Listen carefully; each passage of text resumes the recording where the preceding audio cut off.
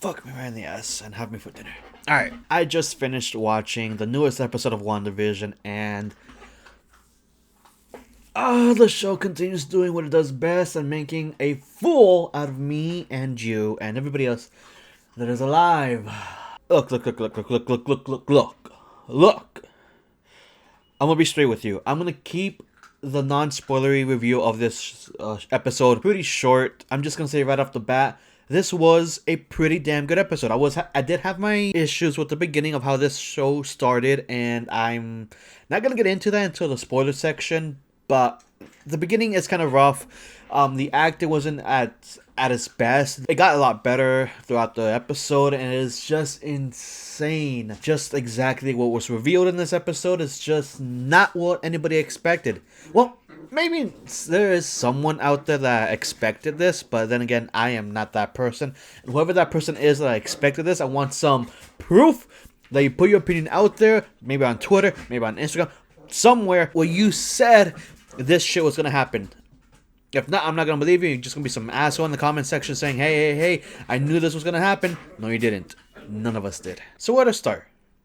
Alright, so I've already said my piece about the beginning. I think the beginning is about the good 5 minutes of this episode. It's just kind of iffy for me. It's not great, but it does set the mood, I guess, for some backstory. And this for sure, I don't know. I guess depending how you define spoilers for yourself, I guess this could be considered a spoiler. But this is basically the backstory episode. This is the flashback. So this entire episode just kind of revealed a lot of answers. It gave us so many answers, and just some of us are going to be in denial. Without a doubt, a lot of the comic book nerds are going to be in so much denial. Let me say this. You've heard me in the past say how I've been concerned about how WandaVision could end up ending kind of like a very generic hero wins type of thing. And I've been really rooting for a certain ending. I'm not going to say what that ending is, I guess, because that can be considered a spoiler. But it seems like WandaVision is wrapping up a lot more loose ends than I anticipated it would. Though there are still a few questions to be had. And I think this episode did a damn good job answering the bucket load of questions we had for the show, but it still presents us with a couple of new ones that still remain, or we just came up with it right now, because I know I have a few new ones. So there you have it. That's the non-spoiler review of WandaVision so far. This was a great episode. Iffy beginning. The ending kind of paid it off. I didn't really like one of the costumes for this episode. One of the costumes here in this episode was kind of, it looked off to me. I'm not a big fan of that costume, and I think it looks a little cheap. It looks a little like, yeah, that's a TV budget costume. So whatever, it is what it is. But that's really the only beef I have. Maybe some people are gonna have a beef with that this entire episode is more or less just answering questions rather than more plot. But it does reveal some things, and it does kind of, I don't know, direct us where we're gonna go with the last episode of WandaVision. Oh, I guess this could also be considered a spoiler, but fuck it. It doesn't take away from the main storyline, the main revelation of what this episode is about. But Scarlet Witch, yeah, Wanda is called the Scarlet Witch in this episode. I'm not going to say who said it. I'm not going to say in what context. But Wanda is referred to as the Scarlet Witch at some point in this episode. Look forward to it. And then, by the way, you want to stay for the end credit scene. It is, well, mid credits, because there's like the WandaVision credits, and then there's like all the other credits that are just kind of plain regular old credits. So stay for the ending of the WandaVision credits. If not, just fucking fast forward it on Disney Plus. You'll be fine. The credits are worth it. Moving on to my issues. WandaVision just screwed me over yet again. I mean, some of my theories are still up in the air. I will say that a good half of them I think are still available. But let's be honest here, I don't think they'll survive. I think they're gonna be chopped down. I am not confident in the least in my theories anymore because of what happened. So, and by the way, if you guys haven't clicked off and you're extremely sensitive to spoilers, get the fuck out of here. I'm just gonna say it bluntly. I'm gonna spoil the shit out of this episode. I need to. I need to talk about this freely. I don't want to be concerned about those people who hate spoilers or whatever. You can go. Thank you for coming. I hope you enjoyed the first 3 minutes of this video. I hope you enjoyed my take on WandaVision. But for those who are willing to stick around with the spoilers and theories and all that crap, we're gonna have a blast. So let's move on. Alrighty, so the first theory that I had. Wanda created the hex and Agatha found it. Now, previously I did explain more in detail that I initially thought that Wanda did this subconsciously, and in a way, yes, she did kind of build this subconsciously. She didn't build this with the intention of this happening. This just sort of happened, and she's happy that it happened, but she didn't make a conscious effort to create this mini world that she did. It's just a byproduct of her desire to have vision, to have a life, and just to grow old with somebody and have some sort of happiness, because Wanda does deserve some happiness. So I think this is correct. We're gonna highlight this green. I think that's what I did with the other ones. Green. That is not what I wanted. All right, this one. This is what I want. Alright, so that's green. I'm correct there. I am going to call it. There you go. Agatha even said herself that she sensed it and she came to see it, and that's how we have Agatha. By the way, the costume that I wasn't happy with is Agatha's. I think that neck piece looks horrible. They need to cut that down. I don't know why it's a turtleneck. It looks like a turtleneck. If it isn't a turtleneck, we'll see in the next episode, because we saw from a distance, and the whole, like, I'm okay with the purplish stuff. It's just the neckline. Whatever this piece is up here, it looks horrible. It doesn't look great. Maybe up close it will look better, but it definitely feels like a TV version, TV budget costume. I don't know, correct me in the comments if you think it's otherwise fantastic. I doubt many would. Now, second theory that I had. Agatha will reveal the truth behind the commercials. This is kind of up in the air. Alright, so Agatha did say that she tried to manipulate the world to try to basically get Wanda to reveal herself, to try to break free of this little fantasy that she was having. Now, whether or not that entails the commercials, who knows? I think it does, because one of the commercials that we saw was Yo Magic. I think Yo Magic really hints that this is Agatha really pulling the strings, at least at that point. At that point, it makes no sense for Wanda to make that commercial in her own fantasy. Why would she have a commercial that says, I suck on your magic? So I think Agatha is kind of implying that she is the ones behind the commercials, because it's showing her Hydra, it's showing her wipe away your pain.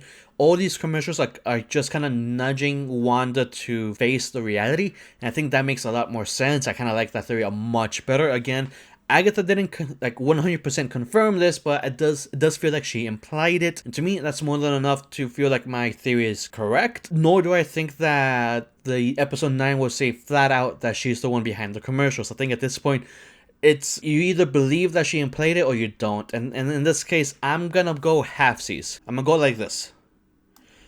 Halfsies. Alrighty? There you go. It's literally kind of halfsies, I guess, at this point. Now, the third theory that I had. The sword dude director guy does something stupid that's going to rile up Wanda. Once Wanda sees that the sword director dude brought him back to life, there you go. That's going to set her off the edge. So that is another theory for me that I think is 100% confirmed that this happened. The sword director dude did something stupid, alright? He brought Vision back to life. That's a stupid thing to do. I think Wanda is going to be pissed, and it's going to just wreck shop and might even hurt the sword people to even further push her along the path of a villain. But again, my worry is that because the Vision is back to life and the sword director dude did it, he's going to become the villain of the show, not Agatha. Or he's going to be two villains of the show, and one is going to take him out, and he's going to be prosecuted for his crimes. I guess he hasn't really done any crimes. I mean, he framed Wanda, but I mean, yeah, I don't know. It's gonna be difficult. I hope they don't make it where Wanda is the good guy and nothing happens of consequence other than the sword director dude being kicked out of his office. So now, my fourth theory: the kids die. I think so. Cause all right, let's go back to episode 6, right? 6.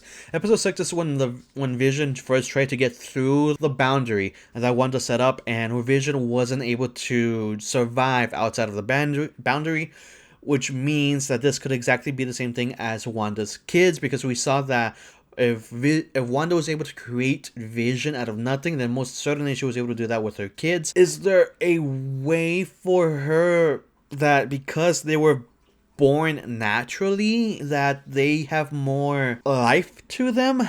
Possibly they may try to cop that out and use that cop out.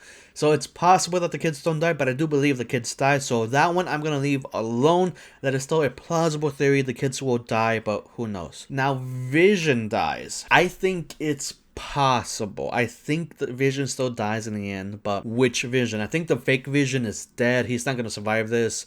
Or he's going to merge with the old Vision to try to bring the actual Vision back to life.